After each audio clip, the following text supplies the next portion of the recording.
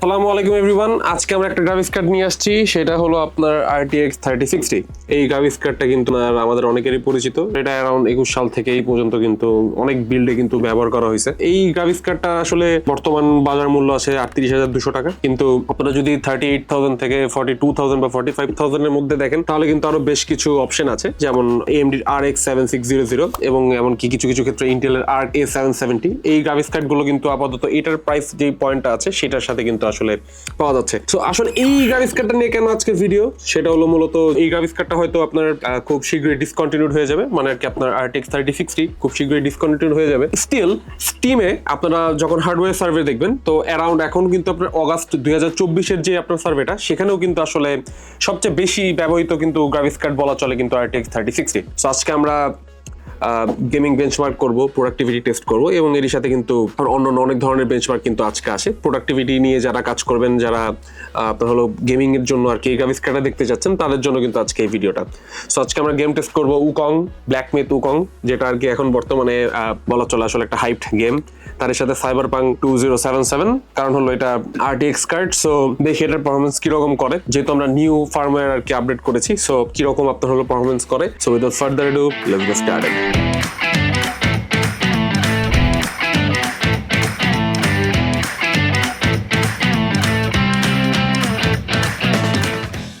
Nvidia RTX 3060 এটার যে আপনার হলো স্পেক্স, সেটা হলো বলা চলে এটা কিন্তু গ্রাফিক্স প্রসেসর যেটা আছে সেটা GA106 এবং হলো এতে কিন্তু কোর আছে আপনার 3584টা, TMUs আছে 112টা, ROPS আছে আপনার অ্যারাউন্ড 48, মেমোরি সাইজ হলো আপনার 12GB, বাস ব্যান্ডউইথ হলো 192 বিট এবং হলো আপনার মেমোরি টাইপ কিন্তু GDDR6।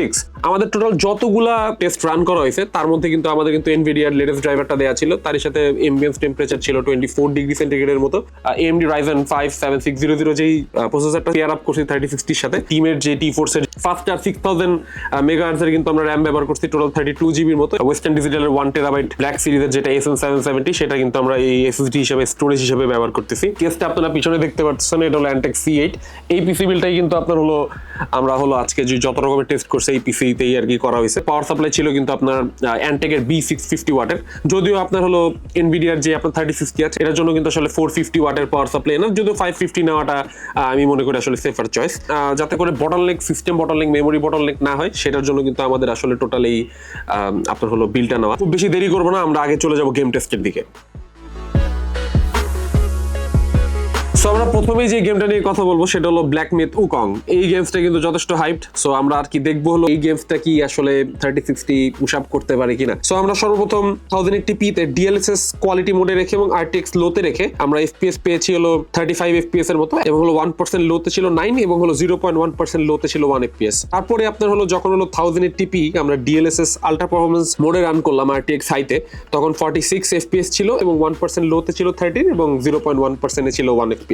যেহেতু আপনার হলো এটা 60 FPS ক্রস করতে পারতেছিল না, তাই আমরা হলো 1080p তে DLSS আলট্রা পারফরম্যান্স নিয়ে দেন হলো RTX লোতে রেখে FPS পেয়েছি কিন্তু আমরা 80 FPS, 1% লোতে ছিল 31 এবং হলো 0.1% লোতে 1 FPS ছিল। সো এখানে দেখা যাচ্ছে হলো আপনার DLSS যখন আমরা হলো এনেবল করে গেমসটা খেলছি তখন কিন্তু আপ টু 129% ইনক্রিজ হয়েছে in terms of performance. So quality সেটিংসটা আসলে দেওয়ার পর গেমসটা আসলে প্লেয়েবল ছিল, কিন্তু যেই ব্যাপারটা পুশ করতে পারতেছিল না।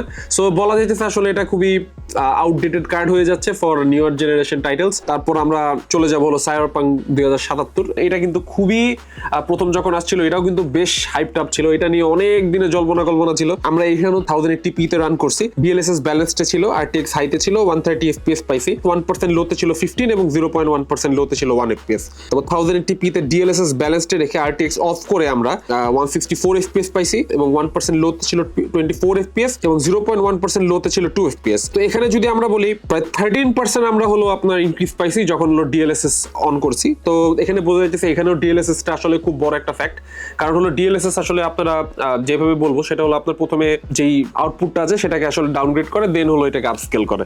সো DLSS টা আসলে Nvidia এর প্রোপ্রাইটারি। সো DLSS আর AMD এর ক্ষেত্রে কিন্তু আছে FSR।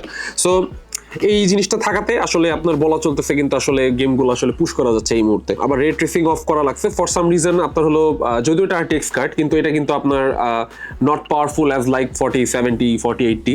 সো এটা আপনার বুঝতে হবে। সো 3060টা আসলে দিন দিন অবসলিট হয়ে যাচ্ছে ফর যদি আপনারা একবার র পারফরমেন্স আশা করেন একটা গ্রাফিক্স কার্ড থেকে। তো গডফলে আমরা কিন্তু আপনার 1080p এপিক সেটিংসে RTX অন ছিল, FSR DLSS অফ ছিল, যদিও আপনার ওটাতে FSR সাপোর্টেড গেম। তো এটাতে আমরা 102 FPS পাইছি, 1% লোতে ছিল 42 এবং 0.1% লোতে ছিল 2 FPS। এখানে দেখা যাইতেছে আসলে গেমিং এর ক্ষেত্রে এরকম পারফরমেন্সই পাওয়া যাচ্ছে। তারপর আমরা চলে যাব Shadow of the Tomb Raider. এটাতে আমরা কিন্তু 1080p high two very high সেটিংসে যখন আমরা গেমসটা খেলাম তখন রে ট্রেসিংটা অফ ছিল, DLSS অফ ছিল। তো ম্যাক্স FPS পাইছিল 140, 1% লোতে ছিল 100 এবং 0.1% লোতে ছিল 30। তো এগুলো ছিল গেমিং টেস্টের রেজাল্ট। সো যারা ট্রিপল এ টাইটেল গুলো নিয়ে খুব বেশি মাথা ঘামাচ্ছেন তাদের জন্য কিন্তু আসলে 3060টা আসলে এখন it's actually lacking behind. Competitive gaming খেলেন যেমন ভ্যালোরেন্ট, দেন হলো আপনার কাউন্টার স্ট্রাইক, দেন হলো এপেক্স লেজেন্ডও কিছু ক্ষেত্রে, তখন কিন্তু আসলে খুব একটা বেশি প্রবলেম হয় না। তো এখন আমরা চলে যাবো আসলে সিনথেটিক বেঞ্চমার্কের দিকে। তো প্রথমে আমরা যে বেঞ্চমার্কটা করছি সেটা হলো 3D মার্ক বেঞ্চমার্ক। সেখানে ছিল স্টিল নোমেডের যেটা ছিল সেটা DirectX 12 এ কিন্তু এটা স্কোর ছিল 1971, টাইম স্পাইতে স্কোর ছিল 9601। এটা DirectX 12 API ব্যবহার করে কিন্তু আপনার মানে জিপিইউটা ব্যবহার করে 3D গ্রাফিক্স রেন্ডারিং এর ক্ষেত্রে। সো এটা ছিল আপনার হলো 3D মার্ক বেঞ্চমার্কের আপনার হলো স্কোরস।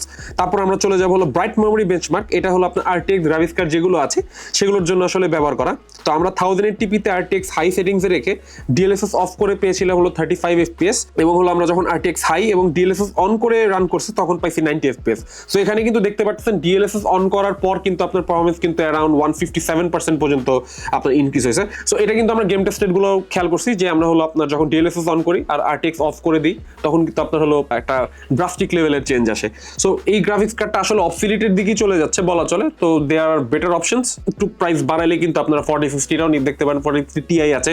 আর যদি আপনার মনে করেন আপনি আরো ভালো লেভেলের আপনার Nvidia কার্ড দরকার তাহলে আপনি 4070টা দেখতে পারেন, 4080 তো অবশ্যই ভালো। আর যদি আপনার মনে করেন আপনার এই বাজেটে যদি জাস্ট গেমস খেলার জন্য যদি আপনার হলো প্রায়োরিটি হয়ে থাকে তাহলে কিন্তু AMD Ryzen 7600 এবং হলো ইন্টেলের কিন্তু RK 770টাও দেখতে পারেন। এটার 770 এবং 4050 কিন্তু এটার কম্পারিজন ভিডিও আমাদের করা আছে, সো সেটা দেখে নিতে পারেন। তারপর আমরা চলে যাব হলো পাসমার্ক বেঞ্চমার্কে। পাসমার্কে বেঞ্চমার্কে কিন্তু এটা স্কোর ছিল 19238 পয়েন্ট। সো এই পাসমার্ক কিন্তু আপনার মূলত আপনার 2D যে রেন্ডার আছে সেটার জন্য কিন্তু কম্পিউট টাক্স যেটা আছে, কম্পিউট টাক্সের ওভারঅল যে পারফরম্যান্সটা সেটা হলো এই বেঞ্চমার্কের মাধ্যমে আপনারা বুঝতে পারবেন। দেন আমরা চলে যাব ব্লেন্ডার বেঞ্চমার্কে। ব্লেন্ডার বেঞ্চমার্ক যারা হলো আপনার 3D টাক্স 3D ক্রিয়েশন নিয়ে কাজ করেন, 3D অ্যানিমেশন, দেন হলো আপনার অন্যান্য যত রকমের অ্যানিমেশন নিয়ে কাজ করেন তাদের জন্য। তো আমরা ব্লেন্ডার বেঞ্চমার্কে কিন্তু এটার টোটাল স্কোর পেয়েছি 2222.78 পয়েন্ট। এখানে কিন্তু দেখতে পাচ্ছেন এটা হলো আপনার হলো ব্লেন্ডার বেঞ্চমার্কের স্কোর। তারপর আমরা MSI কম্বাস্টার ফারমার্ক যেটা আছে সেটা হলো OpenCL এ কিন্তু আমরা স্কোর পেয়েছি হলো 10554 এবং হলো আমরা ভালকানে কিন্তু পেয়েছি 11192। সো এখানে আমাদের যে পার্সেন্টেজ ইনক্রিজটা বলবো সেটা হলো আপনার ভালকানে কিন্তু আপনার অ্যাপ্রক্সিমেটলি 6% ইনক্রিজ হয়েছে। তো এখানে বলা যাইতেছে হলো আপনার OpenCL এন্ড ভালকানের ক্ষেত্রে স্লাইট পারফরম্যান্স ইনক্রিজ হয়েছে, যেহেতু আপনার হলো লো লেভেল API যে পারফরম্যান্সটা সেটা কিন্তু ভালকানের ক্ষেত্রে কিন্তু আপনার গেম এবং হলো অন্যান্য যে অ্যাপ্লিকেশন গুলো আছে সেটার জন্য অ্যাপ্লিকেবল। সো এর জন্য কিন্তু এখানে ভালকানে কিন্তু আপনার অ্যারাউন্ড 6% একটা ভালো স্কোর আসছে। যখন আমরা MSI কম্বাস্টার দিয়ে স্ট্রেস টেস্ট করছি তখন কিন্তু আমাদের কিন্তু ম্যাক্স টেম্পারেচার ছিল অ্যারাউন্ড 72.3 ডিগ্রি সেন্টিগ্রেড। সো আমাদের হলো আপনার ইন্টারনালি যদি আমরা বলি এটা হেভি গেমিং কিংবা হলো আপনার প্রোডাক্টিভিটি রিলেটেড যারা টাস্ক করতে চান তাদের জন্য কিন্তু আসলে বলা চলে এটা থার্মাল যে পারফরম্যান্সটা এটা কোয়াইট গুড। তারপর আমরা চলে যাব হলো যেটা আর কি সবার প্রথমে করার কথা কিন্তু আমরা পরবর্তীতে করছি সেটা হলো Geekbench 6। আর OpenCL এ কিন্তু স্কোর পাইছি 92152 এবং হলো ভালকানে কিন্তু পাইছি 91685। সো এখানে কিন্তু আপনারা একটা জিনিস খেয়াল করবেন, কম্পিউট ক্যাপাবিলিটি যেটা আছে, কম্পিউট ক্যাপাবিলিটি কিন্তু আপনার হলো কমপ্লেক্স AI এবং মেশিন লার্নিং টাস্কের জন্য কিন্তু আসলে খুব ক্রুশিয়াল একটা ব্যাপার। সো এখানে কিন্তু আসলে এই স্কোরটা পাচ্ছেন। পরবর্তীতে আপনারা কিন্তু এরকম যদি কোনো কম্পেয়ার ভিডিও দেখতে চান কোন গ্রাফিক্স কার্ডের কিংবা হলো কোন ধরনের প্রোডাক্টের আপনারা কম্পারিজন ভিডিও কিংবা হলো ইনডেপথ কোনো ভিডিও দেখতে চান কিংবা আমাদের যদি আপনাদের জন্য কোনো ফিডব্যাক থাকে তাহলে অবশ্যই দিবেন। এতে করে আমাদের আসলে ভিডিও আপনাদের জন্য কন্টেন্ট আনা কিন্তু খুব সহজ হয়ে যাবে। তো এখন আমরা চলে যাব প্রোডাক্টিভিটি বেঞ্চমার্কে। প্রোডাক্টিভিটি বেঞ্চমার্কের ক্ষেত্রে কিন্তু আমাদের আসলে মূলত যেটা সবচেয়ে বেশি ব্যবহার করা হয় সেটা হলো প্রিমিয়ার প্রো এবং দাভিঞ্চি। আফটার এফেক্টসও ব্যবহার করা হয়, কিন্তু আমরা কিন্তু আজকে কিন্তু করছি দাভিঞ্চিস রিজলভ। অ্যারাউন্ড 30 মিনিটসের একটা ভিডিও ছিল, তো এটার হলো আপনার পুরো দিয়ে এক্সপোর্ট টাইম কিন্তু ছিল 3 মিনিট 37 সেকেন্ডের মতো, এবং ওপেন সিএল দিয়ে যখন আমরা হলো এক্সপোর্ট করলাম তখন কিন্তু প্রায় 26 মিনিটের মতো লাগছে। তো এখানে দেখা যাচ্ছে CUDA is actually doing it's work, কারণ হলো ওপেন সিএল প্রায় হলো আপনার 620% স্লোয়ার ছিল যখন হলো এক্সপোর্ট করছি আমরা এই দাভিঞ্চিস রিজলভে। তারপর আমরা চলে যাবো প্রিমিয়ার প্রোতে। প্রিমিয়ার প্রোতে আমরা হলো কুডা দিয়ে রেন্ডার টাইম পাইছি হলো একটা 10 মিনিটের ভিডিও ছিল, সেটা হলো আপনার render time export and render time ছিল হলো আপনার 3 মিনিট 45 সেকেন্ডের মতো, এবং ওপেন সিএলে কিন্তু রেন্ডার টাইম ছিল 26 মিনিটের মতো। তো এখানেও কিন্তু দেখা যাচ্ছে হলো আপনার প্রায় হলো 597% পর্যন্ত আপনার হলো স্লো ছিল যখন আমরা ওপেন সিএল কিংবা হলো আপনার এটা দিয়ে যখন রেন্ডারিং করছি। যারা কন্টেন্ট ক্রিয়েটার তাদের জন্য কিন্তু এনভিডিয়ার এই কুডা কোডটা কিন্তু খুবই কার্যকরী। তো আমাদের আজকে প্রোডাক্টিভিটির বেঞ্চমার্কটা আমরা আজকে এই পর্যন্তই রাখতেছি। এখন আসলে মূল কথা হলো এই 3050টা নিয়ে আপনি এখন যাবেন কোথায়?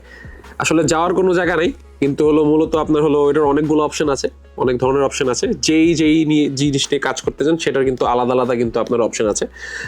3050 আসলে যারা 1080p-তে ডিএলএসএস অন করে গেমস খেলেন তাদের জন্য কিন্তু আসলে ভালো এফপিএস পুশ করে। সো এই ক্ষেত্রে কিন্তু আপনারা যারা 1080p গেমার তারা কিন্তু আপনার হলো এই গ্রাফিক্স কার্ডটা ইউজ করতে পারেন। কিন্তু AIML এর ক্ষেত্রে কিন্তু আসলে যদিও এটা 12GB VRAM, যদিও আপনার AIML এর ক্ষেত্রে কিন্তু 12GB VRAM এবং ফাস্টার RAM আসলে খুব ভালো একটা সাপোর্ট দেয়, কিন্তু এটা হলো 12GB VRAM হলেও আপনার যদি মনে করেন AIML রিলেটেড অন্যান্য কোনো কাজ করেন তাহলে কিন্তু আপনারা কিন্তু বেটার যে এনভিডিয়ার কার্ডগুলো আছে সেগুলো নেওয়ার জন্য আমরা আর কি মানে আমি পার্সোনালি বলবো। কিন্তু এখানে একটা কথা আছে, কেউ যদি এমডির কার্ডও নেন, এমডির কার্ড দিয়েও আসলে করা পসিবল, ইন্টেলের কার্ড দিয়েও করা পসিবল, কিন্তু এনভিডিয়ার যে কুড়াটা সেটা কিন্তু আপনার অনেকদিন যাবত কিন্তু আপনার এনভিডিয়া কিন্তু এটা নিয়ে কাজ করছে AIML এর ক্ষেত্রে। ওগুলো অন্যান্য যেই আপনার হলো ক্লায়েন্ট আছে সেগুলো কিন্তু আসলে এনভিডিয়াতে কিন্তু বেটার সাপোর্টেড, যদিও এমডি এবং হলো ইন্টেল কিন্তু is actually on the game now, কারণ হলো তারাও কিন্তু খুব শীঘ্রই চলে আসবে। সেটা কিন্তু আপনার খেয়াল করবেন, ইন্টেল কিন্তু আসলে বেশ কিছু হার্ডওয়্যার রিলেটেড কিন্তু আপনার সুপারিটি কিন্তু যেই প্রাইসে আসলে কার্ডগুলো আসে, যেমন 3060 যে প্রাইসটা আছে সেটার সাথে কিন্তু A770টাও আসে। সো ওই সেম প্রাইসে কিন্তু আপনার হলো বেশ কিছু হার্ডওয়্যার রিলেটেড যদি আমরা দেখি তাহলে কিন্তু সবকিছু কিন্তু আসলে একটু বেশিই দেয়া। সো পরবর্তীতে হয়তো ভালো করবে, কিন্তু যদি আমরা অন্যান্য যেই ব্যাপারগুলো আছে যেমন প্রোডাক্টিভিটি রিলেটেড যারা হলো আপনার হলো ভিডিও এডিটিং করে কিংবা হলো আপনার অন্যান্য যেই আপনার হলো Adobe Premiere Pro, After Effects, then হলো আপনার ভিঞ্চিস রিজলভ, ইলাস্ট্রেটর যারা এগুলো ব্যবহার করেন কিংবা ব্লেন্ডার, তাদের জন্য কিন্তু আসলে মূলত এই কার্ডটা কিন্তু আসলে মোটামুটি এন্ট্রি লেভেলের জন্য যথেষ্ট গুড। কিন্তু পরবর্তীতে আপনারা অবশ্যই যত ভালো স্পেসিফিকেশন নেবেন তত বেটার। আর এরই সাথে কিন্তু এটা কিন্তু পাওয়ার কনজাম্পশনও কম, তাই হলো আপনার যদি মনে করেন অ্যারাউন্ড কম পাওয়ার সাপ্লাই থাকে 500 ওয়াটের মতো, 550 ওয়াটের মতো, তাহলে কিন্তু এই কার্ডটা আপনারা স্ল্যাপ ইন করতে পারেন। সো এটা কিন্তু আপনার ভালোভাবে রান করে। এতদিন পর কেন 3060 নিয়ে আমরা কাজ করতেছি, কারণ হলো আসলে মূলত এটা বলা চলে ট্রিবিউটের মতোই, কারণ হলো এই গ্রাফিক্স কার্ডটা হয়তো খুব বেশি দিন নাই বাজারে, কিন্তু অনেকের গেমিং পিসিতেই কিন্তু আসলে এই গ্রাফিক্স কার্ডটা কিন্তু আছে। হয়তো আপনারা অবশ্যই কমেন্ট করবেন আপনাদের পিসিতে আসলে কোন গ্রাফিক্স কার্ড, এবং আপনারা আসলে মূলত গ্রাফিক্স কার্ডের যেই কাজটা সেটা দিয়ে আসলে মূলত করেন কোন ধরনের কাজ। কেউ যদি গেমিং করে থাকেন অবশ্যই গেমিং কমেন্ট করবেন, প্রোডাক্টিভিটি। কেউ যদি AIML নিয়ে কাজ করে থাকেন অবশ্যই আমাদেরকে কমেন্ট করে জানাবেন, এবং হলো আপনারা আপনাদের পিসি কোন কনফিগারেশনটা আছে সেটা অবশ্যই আমাদেরকে জানাবেন। সো আজ এই পর্যন্তই। এই গ্রাফিক্স কার্ডটা যারা ব্যবহার করতেছেন তাদের জন্য শুভকামনা, এবং হলো যদি আপনারা পরবর্তী আপগ্রেড করেন অবশ্যই করতে পারেন, কিংবা হলো যদি আপনারা বাজেট কম থাকে কিংবা হলো আপনার যদি মনে করেন যে না আপনারা স্টিক টু থাকবেন ভিডিওর দিকে, তাহলে 3060 দেখতে পারেন। আর আমাদের 4060 কিংবা A770 আপনারা এই ভিডিওগুলো পাবেন। এর সাথে আমরা কিন্তু টেস্ট করছিলাম কত জিবি র্যাম আপনার গেমিং এর জন্য আসলে পারফেক্ট, সেটা নিয়েও আমরা কিন্তু কাজ করছি। সো আমাদের এরকম কিছু কন্টেন্টের জন্য অবশ্যই আপনাদের অনুপ্রেরণা দরকার, অবশ্যই আপনাদের ফিডব্যাক দরকার, অবশ্যই দিবেন। এবং আমাদের ফেসবুক, ইনস্টাগ্রাম, ইউটিউব এবং লিঙ্কডইন এবং আমাদের টিকটক এবং আমাদের যতগুলো সোশ্যাল মিডিয়া অ্যাকাউন্ট আছে অবশ্যই আমাদেরকে সেখানে সাপোর্ট দিবেন।